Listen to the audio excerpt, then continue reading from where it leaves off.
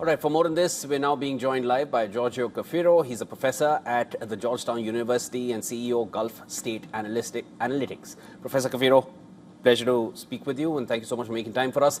Starting with the 15-point plan, let's start there. Now, this is the new plan, the 15-point plan to end the war with Iran.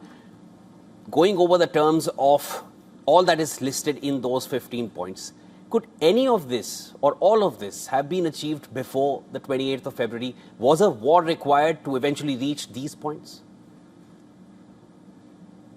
Yeah, thanks for having me back on your program. You know, Trump is talking about how he has this vision for a future in which Iran does not pursue or certainly ever possess nuclear weapons. We need to be clear that Iran has been committed to a future of no nuclear weapons.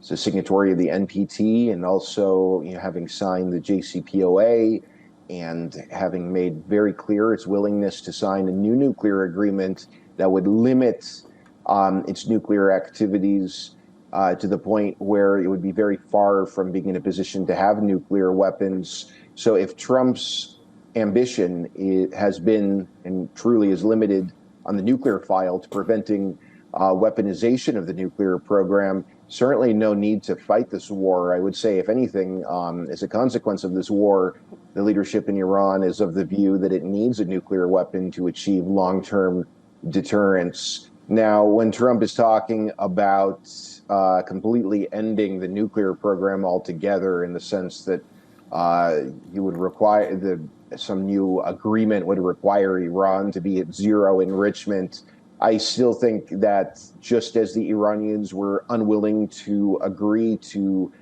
such terms prior to this war, moving forward, they're definitely not going to make a concession like that, which from the Iranian perspective would amount to relinquishing their sovereignty. I think on that point, Iran is not going to budge. And I don't imagine Iran agreeing to zero enrichment, just as I was never imagining Iran being willing to make such a concession even before the war.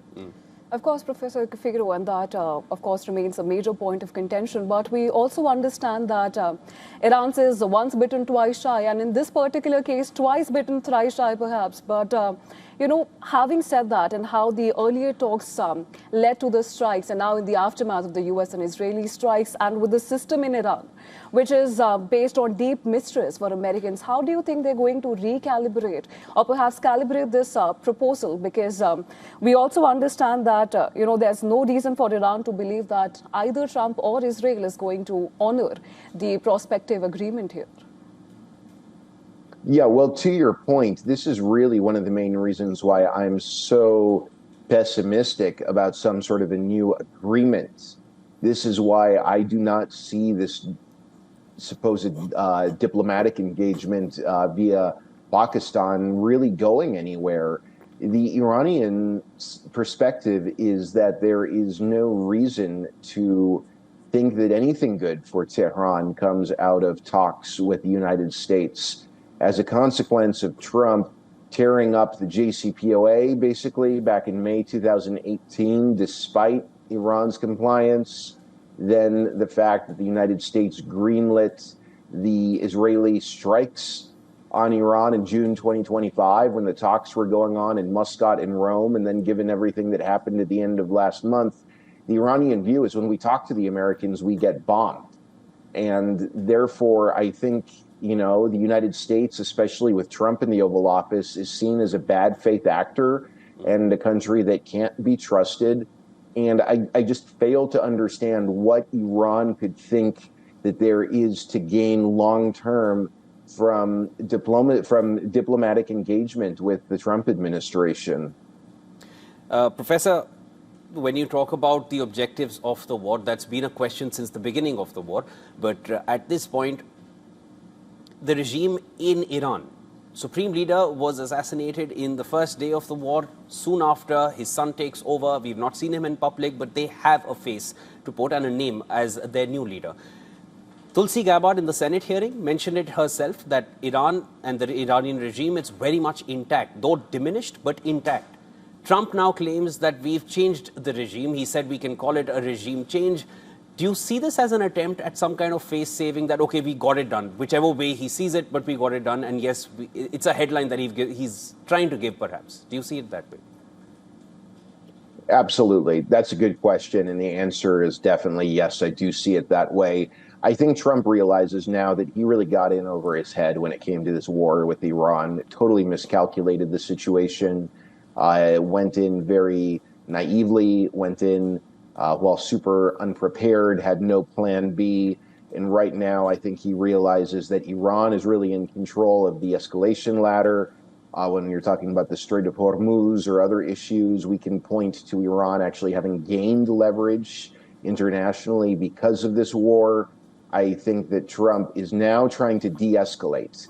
He has seen the extent to which this conflict has severely disrupted the global economy, which will have a huge impact on the American economy, especially during a year in which we have midterm elections. And so Trump is doing something that Trump has done repeatedly in the Oval Office. That is, he tries to spin things to make it seem like his administration achieved a huge victory. And I think that's what he's trying to do. If he wants to wind down this conflict quickly and sell it to the American people as a win, he's going to have a strategic narrative about how the U.S. came out on top. To admit that this has been a disaster would be very costly for him politically. He is very much a president who focuses on the optics, focuses on the headlines and the narratives. So again, to answer your question, I think you're absolutely right that this is really about spinning it to make it seem like regime change was achieved, when obviously we know that, while figureheads at the top have been assassinated, including the previous supreme leader, and new figures have been put in their place, the Islamic Republic as a regime is still in power. So what Trump is saying is absurd. But again, it's about having a face-saving tactic, as you put it so well. No, and let me just add to that, Professor. The new leader who's now come, he calls himself the leader of the revolution. Rehbar Enqilab, that's the name he's given to himself. And he's the son of the leader who, his father was killed, his mother was killed, his other members of his family were killed, sister was killed, grandkids of the supreme leader were killed. So there is going to be a sense of vengeance that one presumes. How it comes out from whatever we've read from him, they seem very clear that they are very much speaking the same language. I'm talking about Mustafa Khamenei speaking the same language as we're hearing from the other Iranian leaders who are more in the public eye at this point. So they seem very much intact. They seem very much cohesive in terms of what they want to do. And they all stand united at this point saying that we are having no talks with the US and we want them out at this point. So there are differing accounts. As of now, stay with us, Professor. We're slipping into a very short break. Won't take long. We'll continue the conversation with you. This is World DNA. Stay with us, viewers.